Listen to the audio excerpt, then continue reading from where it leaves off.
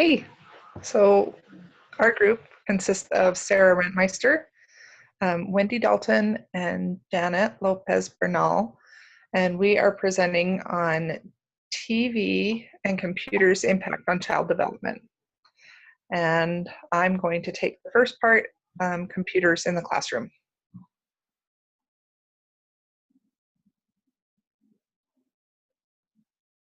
Oh, sorry. So in 1913, Thomas Edison said, books will soon be obsolete in the public schools. Scholars will be instructed through the eye. It is possible to teach every branch of human knowledge with the motion picture. Our school system will be completely changed inside of 10 years. Next slide. This is a timeline of how technology has advanced through the years. So in 1870, people used lanterns with glass slides in front of the light to use it as kind of a slide projector. And then in 1920, on-air radio classes started, and children could get classes in even the most rural areas.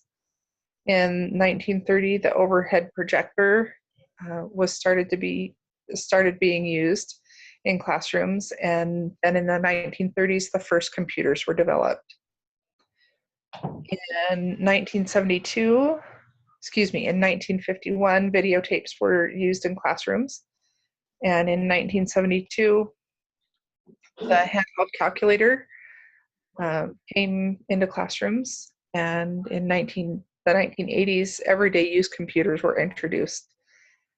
Personal computers became available in 1982, and then in 1993, restrictions were removed on commercial internet use by the NSF, and personal digital assistants were released.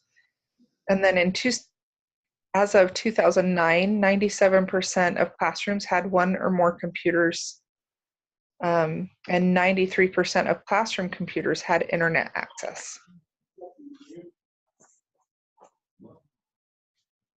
Some pros of having technology in the classroom is that it customizes learning. The students can work in their zone of proximal development.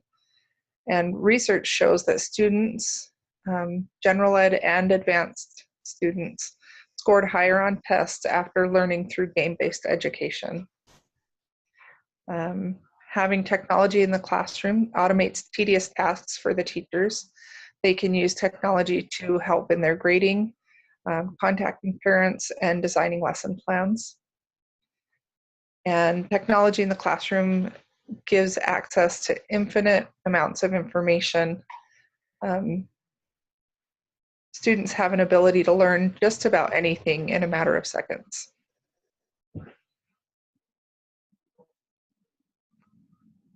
Some cons to having technology in the classroom is that there's a loss of human connection. Students who face a screen constantly won't develop the social skills necessary to properly function in society.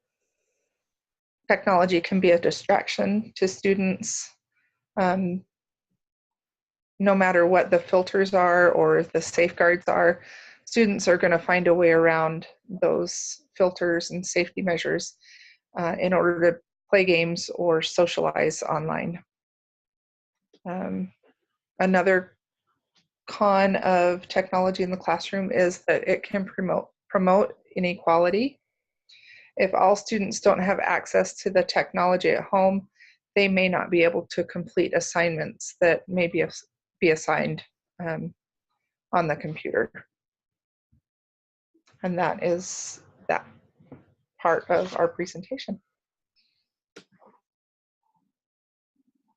My portion of the presentation is focusing on video gaming and computers. Video games have been around for over 30 years, and the hardware for gaming has become more costly, but it has not deterred the average adolescent from investing in more games, equipment, and even VR capabilities. which is virtual reality. Games are becoming more realistic, social, and complex as media and technology have progressed through the years. There are pros and cons in playing video games, whether it's on your computer or your devices. Some of the pros include thinking, creativity, observation, and pro-social. Cons, as listed, are physical, agitation, and attitude. Thinking involves problem solving or finding a way out of a level to move on to the next. Creativity helps adolescents make worlds out of different materials, similar in building blocks to produce a house or to create a city. When playing games, your eyes are focused on the many things around you, making you more observant. The response is to think quickly with your hands and using the eyes to see all around. Pro-social helps in developing friendships and support groups.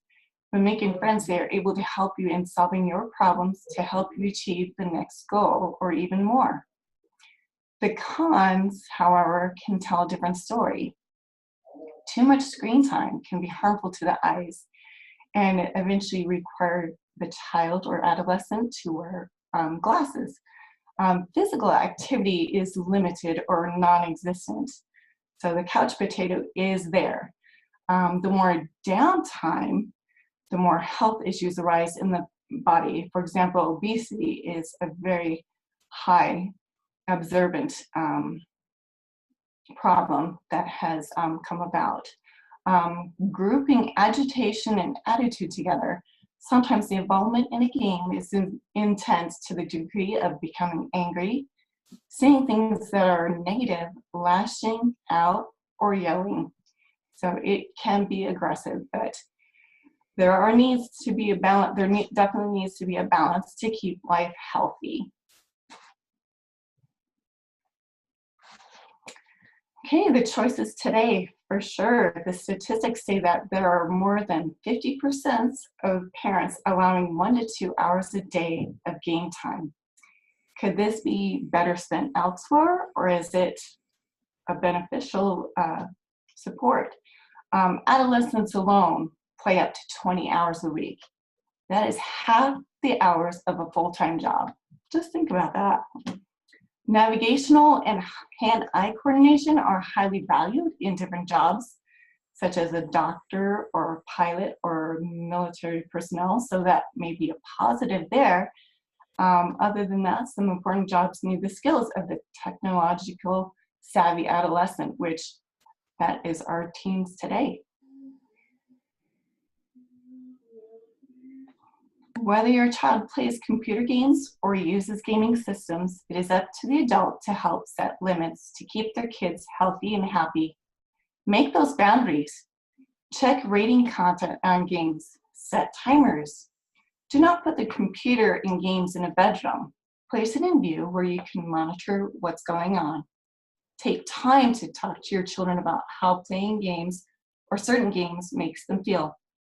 Make sure to have physical activity outside of gaming. It will help them grow and become more well-rounded adults. Okay, I am going to, there we go. So, oops.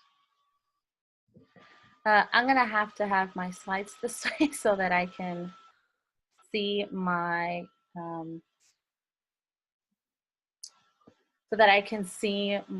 notes on the screen. So I apologize about that. But, oh, there we go. So my portion was of the effects that early TV exposure has on infants. So they definitely have delays in learning, in attention, thinking, and language development.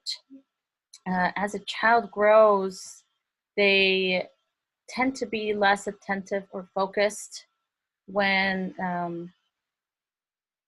interacting with family members or other people. And one of the reasons for that is that babies are exposed to tremendous amounts of stimuli when they are watching a screen, whether that's on your phone, tablet, computer, TV, and that makes it difficult for them to be able to concentrate on one specific task. That also affects their ability to be imaginative or creative as they grow older and develop. And what they really need at that age is interaction with people. They need to learn how to socialize, how to speak, how to behave, and exposing them to TV gets in the way of that. They also have delays in social skills. Normal interaction is affected, like I was mentioning. There have studies have shown that when babies are introduced or exposed to television at a very early age, as they grow older, they tend to isolate themselves. So it affects them in the long run. And just to give you an idea, there's a statistic that shows that when babies are exposed to television, they're only exposed to about 770 words, versus when they are able to socialize with parents or family members, they're exposed to 940 words per hour. So their language skills really take a hit. They're less attentive or engaged. Again, they get so dependent on the stimuli from TVs, from screens, that it's harder for them to focus when interacting with people. So definitely, the more screen time that they have, the less socialization they are being exposed to, which will affect them as they grow older. Now, something that stood out to me was that the more that they're exposed to TV as babies, it really contributes to obesity. Because they're watching so much TV, they really don't exercise. And children under the age of 2 are being exposed to at least 2 hours a day, if not more. And that's not even counting the background noise from television that babies are exposed to. The overstimulation, they're getting so much stimulation, but they're not able to get rid of that energy. And there's research shows that for every hour that children are watching TV, they are gaining an additional 167 calories. So that definitely is alarming. And also, because they're watching television, most babies, infants, children are snacking, or they're being exposed to commercials where poor diet is being shown. Like we can see on that little GIF, the little bit girl with the pizza. You see commercials for ice cream, sodas. Poor nutrition is being, they're being exposed to that. So some tips for, it's in this day and age, it's pretty inevitable to keep babies away from screens.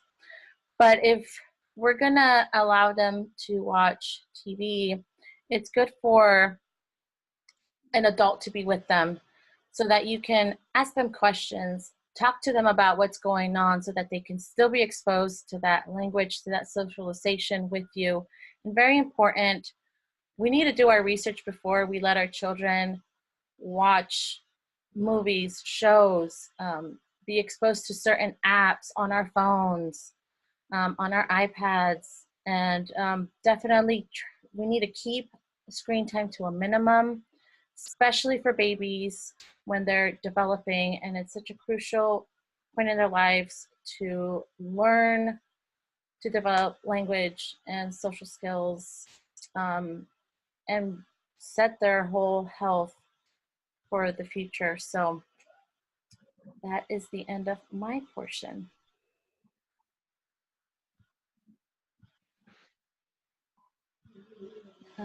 So I guess we'll end it there unless someone else has something to add. No,